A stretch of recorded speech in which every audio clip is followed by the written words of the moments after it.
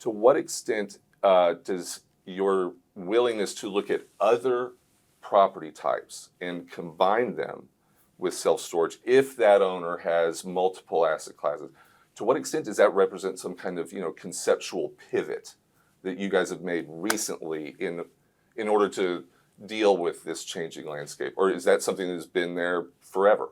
It's always been there, but it hasn't been the best option. So Minico is the original insurance carrier for self-storages, and they have stopped writing wind coverage in Texas.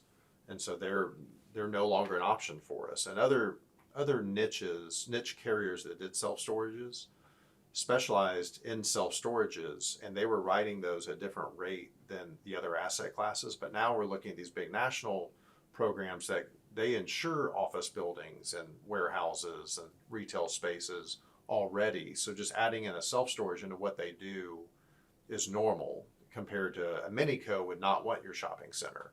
They would say no to that because they specialize. And what happened, Minico buys reinsurance. And so they went to the reinsurance carrier and said, I'm only going to write in this box. And those carriers that specialized in the self-storage box have lost so much money, they're not even around anymore. Minico's around, but just not writing in Texas. Other programs just don't write in Texas or along the Gulf Coast. And so the carriers that we're able to assign other asset classes to have always been around, but now it's just an option because that's how poorly things are priced, that we're now back up to them to work with. But once self-storages start making money in insurance, you'll start seeing the niche players come back in and start saying, okay, I'll do self-storage for 25% less than that warehouse, and they'll start pricing things down again.